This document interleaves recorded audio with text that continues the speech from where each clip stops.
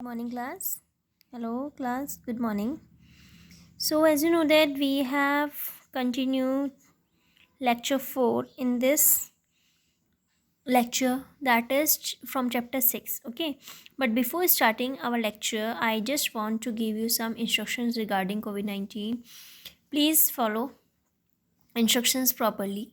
Wear your mask whenever you are out from your house. Keep distance from others, so that if you will protect yourself, then other will also protect. Okay, so please follow these instructions. So now we are continuing our lecture 4 from this chapter 6, that is production function. Before this lecture, in lecture 3, we have studied about short run production function, long run production function. So now our topic is total product, marginal product, and average product. Okay, and here are some numericals also based on these, that is TP, MP, AP. How you will have to calculate, I will tell you. So first you have to know that TP means total product. It is the sum total of output produced by all the units of a variable factor along with some constant amount of fixed factor. आपको पता है जब भी हम production करते हैं तो production के साथ में, जब हम प्रोडक्शन करते हैं तो फिक्स फैक्टर के साथ साथ में वेरिएबल फैक्टर भी हम यूज़ करते हैं. ठीक है, तो जो फॉर्मूला होता है टीपी का, that is equal to average product into units of labour, that is L is units of labour. अगर सपोज मैं आपको कह रही हूँ कि मेरे पास एक फर्म है, या मैं कह रही हूँ कि रिजल्टेंट आउटपुट मैंने जो है क्या करा, एक प्रोड्यूसर ने 1 को 6 यूनिट्स ऑफ वेरिएबल फैक्टर में यूज़ करके क्या करा, प्रोडक्शन करा. और मैं कह रही हूँ मुझे जो रिजल्टेंट आउटपुट मिला वो मिला है मुझे 10, 12, 15, 12, 10 और 6. And then you have to calculate TP. Then TP is equal to, you have to add up these values, 12 plus 15 plus 12 plus 10 plus 6. Then total will be 65 units. So this is the total product. Total product means you have to add up these values. Okay, next one is marginal product. Marginal, I already told you the meaning of marginal, that is extra, or you can say additional. कितना additional use हुआ है, ठीक है. तो that is it refers to change in TP when one more unit of a variable factor is use. कि मतलब कितना TP में चेंज हुआ जब हमने एक और वेरिएबल फैक्टर का यूज़ किया. ठीक है, जैसे सपोज मैं कह रही हूँ पहले मेरी जो टीपी थी वो मेरी 45 थी, अब जो मेरी टीपी है वो मेरी 50 हो गई. तो मेरा इसमें मार्जिनल कितना हुआ, अगर मैं एमपी की बात करती हूँ, मार्जिनल प्रोडक्ट कितना हुआ, 50 माइनस 45, क्योंकि जो न्यू है मेरी वो 50 है और पहले 45 थे. तो कितना चेंज हुआ, 45 से 50, दैट इज 5 का. तो this is my MP. Okay, same here 45 मेरी टीपीएन है and TPN minus 1, that is previous total product मेरा 40 है एंड जो न्यू टोटल प्रोडक्ट है वो मेरा 45 है. तो कितना एवरेज हुआ इसमें, सॉरी कितना मार्जिनल हुआ, दैट इज 5. एडिशनल कितना हुआ, ठीक है. तो मार्जिनल प्रोडक्ट का फॉर्मूला ये होता है. Next is average product. Average product में it is output per unit of variable. Whenever you have to calculate average value, that is output per unit. So output per unit, that is AP is equal to TP upon L. And from this formula you also frame the formula of TP here. That TP is equal to AP into L by cross multiplication. ठीक है, here TP is total product and L is labor, that is units of labor. Okay, for example, if I am saying that TP is equal to 40 when 5 units of labor are used.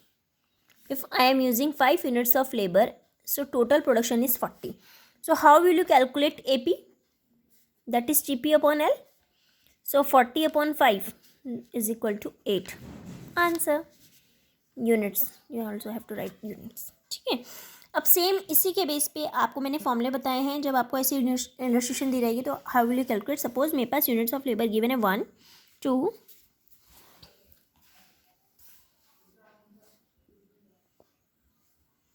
3, 4, 5, 6 and 7. TP आपको given है इसमें 50, 90, 120, 140, 150, 160, sorry 150 and here is 147. You have to calculate AP and then MP. MP आपको पता है, मैंने आपको बताया है कि ऊपर वाला माइनस करना है. 50 से ऊपर कोई नंबर नहीं है, so here it will be 50. 90 minus 50 is 40. 120 minus 90 is 30. कितना एडिशनल हो रहा है ना, उसको माइनस करना है. 20 नीचे से ऊपर वाला 10 0 and here will be -3. AP का फॉर्मूला मैंने आपको बताया TP/L. This divided by this 50 45 40 4 3s are 35. It will be 30 25 and 21. ठीक है. So these are the formula used in this illustration, that is TP is equal to AP into L. अब आपको AP नहीं पता, TP आपको question में given था. अगर सपोज मैं कह रही हूँ कि मेरे को TP नहीं गिवन है, AP गिवन है, तो आप फॉर्मूला लग जाओ TP into L. AP into L, TP निकल रहा है, TP से MP. सबसे पहले आपको TP पता होना चाहिए, उसके बाद हम MP निकालेंगे. MP डायरेक्ट नहीं निकलेगा, ठीक है ना. Is it clear? So now come to the next, that is returns to a factor. Returns to a factor, the law of variable proportion. Okay, so returns to a factor, that is, it states that as more and more of the variable factor is combined with a fixed factor. आपको पता है कि जब हम production करते हैं तो variable factor के साथ साथ फिक्स फैक्टर भी यूज़ करते हैं. मार्जिनल प्रोडक्ट जो वेरिएबल फैक्टर को होता है may initially rise but eventually situation must come when marginal product of variable come starts declining. एक सिचुएशन ऐसी आती है कि ऐसा हो सकता है कि वो राइज करता रहता है, राइज करता है, राइज करता है, लेकिन एक सिचुएशन ऐसी आती है कि वो डिक्लाइन करना स्टार्ट कर देता है. ठीक है, मार्जिनल प्रोडक्ट देखो जैसे इसमें ही था, ये क्या हुआ, भले ही राइज नहीं हुआ लेकिन क्या था, पॉजिटिव में है, लेकिन एक सिचुएशन क्या आई कि वो -3 होगा, डिक्लाइन हुआ. ठीक है, so this is the situation when it starts declining. Okay, so returns to a factor में consider situation when land is fixed. अगर मैं आपको कह रही हूँ कि मेरे पास लैंड फिक्स्ड है, मैंने प्रोडक्शन करना है लेकिन मेरे पास क्या है, लैंड फिक्स्ड है, और लेबर जो है आपको पता है लेबर कम ज़्यादा होती रहती है. लेबर मेरे पास वेरिएबल फैक्टर है, दो फैक्टर्स यूज़ कर रही हूँ मैं, फिक्स फैक्टर और वेरिएबल फैक्टर. तो फिक्स क्या है मेरे पास, लैंड, और वेरिएबल फैक्टर क्या है, labour. And the farmer is producing wheat. Farmer क्या कर रहा है, प्रोड्यूस कर रहा है wheat. Since land is a fix factor he can produce more of wheat only by using more and more. अब उसके पास जब लैंड, तो वो चेंज नहीं कर सकता, लैंड उसके पास है तो वो जितनी ज़्यादा लेबर लगाएगा उतनी ज़्यादा उसकी प्रोडक्शन होगी. ठीक है, here comes an important question, will every additional unit of labor employed on the given yield the same amount of additional output of it. कि जितने ज़्यादा अगर मैं 2 का लेबर लगा रही हूँ तो 2 ही मुझे आउटपुट मिल रहा है. ठीक है, in other words will MP of labour remain constant for each and every. जितना अगर मैं सपोज 1 लेबर लगा रही हूँ तो 1 ही मेरे को वीट का प्रोडक्शन बढ़ रहा है, 2 लगा रही हूँ तो 2 का बढ़ रहा है, तो वो क्या सेम रहता है, डजंट से मे बी. इसमें एक मे बी का तो कोई आंसर है ही नहीं. आप लोग सोचो कि शायद हो सकता है, but it is not possible. Okay, it can never happen, ऐसा नहीं हो सकता है. If MP of labour was to remain constant, अगर मैं कह रही हूँ मुझे जो MP है उसको कॉन्स्टेंट रखना है, so no matter how much of labour is employed. अगर मैंने अपनी लेबर को कॉन्स्टेंट रखना है कि मैंने 5 लेबर का यूज़ करना है तो मैं 5 ही लेके चल रही हूँ, तो उसमें मैटर नहीं करता है कि आपकी कितनी लेबर एम्प्लॉयड है. Then a country like India would have produced more and more of wood using more and more of labor on the same piece of land. It would have never faced any food problem. ठीक है, जिसको हम बोलते हैं problem of unemployment. The fact of the matter is that MP must eventually diminish. कभी कभी ऐसा situation आती है कि MP डिक्लाइन करने लगता है. सो लॉजिक क्या है, सिंपल है कि हमेशा एक आइडियल फैक्टर रेशियो होता है दोनों के बीच में, यानी कि लेबर के और कैपिटल के बीच में. ठीक है, तो ये हमेशा सेम नहीं रहता है, तो इसीलिए ये लॉ वेरिएबल प्रोपोर्शन है. लॉ वेरिएबल प्रोपोर्शन यही बोलती है आपकी, हम जितने ज़्यादा वेरिएबल फैक्टर को कंबाइन करते हैं फिक्स फैक्टर के साथ में, तो जो मार्जिनल फैक्टर होता है वो इनिशियली तो राइज करेगा, लेकिन एक सिचुएशन ऐसी आती है कि जब मार्जिनल प्रोडक्ट जो वेरिएबल फैक्टर का होता है वो स्टार्ट्स कर देता है डिक्लाइन होना. Is it clear? तो इसी को हम लॉ ऑफ वेरिएबल प्रोपोर्शन कहते हैं. अब फिक्स फैक्टर क्या है हमारे पास, लैंड, और वेरिएबल क्या है, लेबर. ठीक है, so can MP ever rise. मैं कह सकती हूँ कि मैंने कह रही हूँ MP राइज कर सकता है. येस, क्योंकि MP जो है मार्जिनल प्रोडक्ट है वेरिएबल फैक्टर का, वो राइज कर सकता है. वो सिर्फ इस सिचुएशन में अगर मैं जो मेरी फिक्स फैक्टर उसको फुल यूटिलाइज नहीं कर रही हूँ, मेरे पास लैंड है, 2 हेक्टर्स लैंड है, मैंने 1 हेक्टर में यूज़ करी, 1 हेक्टर नहीं कर रही हूँ. So if ideally 4 time workers are needed to cultivate 2 hectares of land, तो MP इंक्रीज करेगा जब हम उसमें 4 वर्कर्स को एम्प्लॉयड करेंगे. ठीक है, MP ज़्यादा होगा जब उसमें चारों वर्कर्स काम करेंगे, लेकिन चारों वर्कर्स काम कर रहे हैं, उसके बाद एक सिचुएशन ऐसे ही काम खत्म हो गया, चारों वर्कर्स का काम भी खत्म हो गया. सो लॉ वेरिएबल प्रोपोर्शन इसी पे बेस होती है कि जब हम फिक्स फैक्टर को कांस्टेंट लेके चलते हैं, वेरिएबल फैक्टर मेरा कंबाइन करते हैं हम फिक्स फैक्टर के साथ में, क्योंकि लैंड का मैंने क्या करना है, मुझे प्रोडक्शन करनी है तो मुझे लेबर भी एम्प्लॉयड करनी पड़ेगी. ठीक है, that is needed. So for that you have to employ labor. Okay, you have to combine variable factor with fixed factor. So marginal product of variable factor may initially rise, but eventually a situation will come when marginal product of the variable factor starts declining. Is that clear? So now next one is, according to this here is tabular and diagrammatic presentation of law variable proportion का ये. Here is units of land, units of labor, total product and marginal product. As I told you, land is my fixed factor. Okay, land तो मेरी fixed है, land क्या है, fixed है, लेकिन ये क्या है, variable. लेबर क्या है, वेरिएबल. तो लैंड मैंने फिक्स ले रखी है 1 1 1 1 1 1 1. वेरिएबल को चेंज कर दिया मैंने, लेबर को 1 2 3 4 5 6 7 8.